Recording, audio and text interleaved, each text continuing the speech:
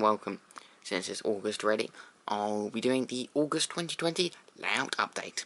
Let's get started. So, since it has been quite warm up here, it has been rather a brief month. Not too much has happened, but there are still a fair amount of changes. So, as we can see, last month I put a siding all the way around here, but on second thoughts, the curve round here, which used to join up these two, was far too tight, and that meant that most trains could not get round it at all. So what I've done is I used a Dremel to cut the track and move that bit over here, and then I'm hoping to get another straight to go in here and I can make this bit straight, because I don't like leaving trains on curves and parking them on here, because otherwise it bends the pickups in ways which I don't want them to be bent. Now, coming over here, we have the Hornby breakdown crane. Now, I do have a few issues with this, partly because it's no longer operating, because the catches that hold the crane in, or the movable bit, the crane, one of them is broken, so it falls out as soon as you move it.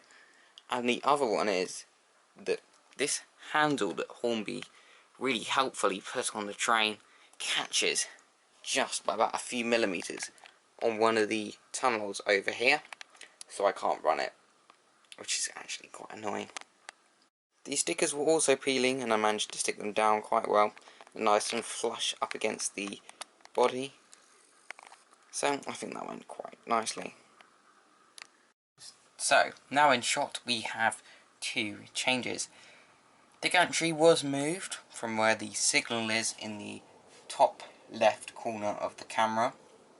That was just because I moved the signal over there, and I moved the free aspect signal over there, and the gantry was there, so the gantry had to move. I think it works quite nicely there, but I think there might be a better place for the gantry. I'm not particularly sure how much I like it there, because of the way it works with the siding. It'd be nice to have a banner repeater signal. It'd be nice to have a modern one as well.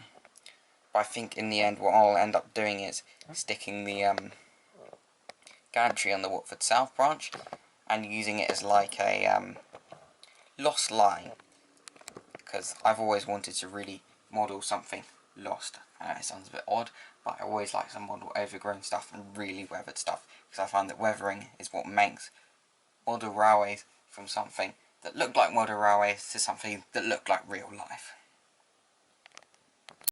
Also, as you can see, I have moved the free aspect signal here. It used to be on the approach to the terminus station over the opposite side of the layout, but it was only really used for reverse operating around the loops, which I don't do anymore because all of my trains can run the correct way round without derailing.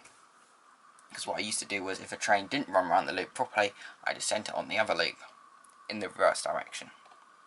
The only exception being is that there's no crossover in one direction between the two loops, so sometimes I do have to run trains in the wrong direction if I want to get back up to Watford South.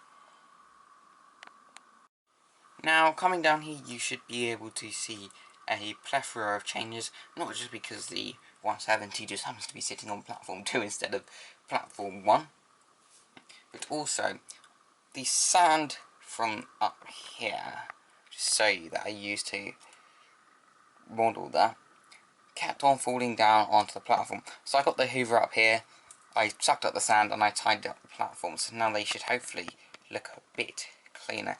Also tidied up the end over here, and I need to reinstate the platform.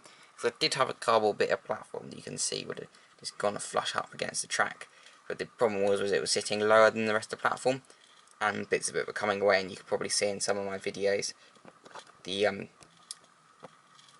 tiles were coming away, and that was what was sticking up and stuff. I think I said this last video, but unfortunately it hasn't happened. I was hoping by this update to have a green paint to go on the end of the 170 and have it painted, but I haven't got that yet. I haven't even ordered it yet. What I have done is managed to stick down the vinyls, because they were peeling at some of the ends. You can probably still see here a bit of vinyl peeling down there. Don't know if I'll pick it up on camera, but yeah, they were peeling quite a long way along the train. It was not the nicest of things to see, because when they peel they reflect the light badly. So I think I could go and get some acrylic spray matte varnish to try and fix that. So I think that brings us to the end of the first half of this video. Stay tuned for the running session.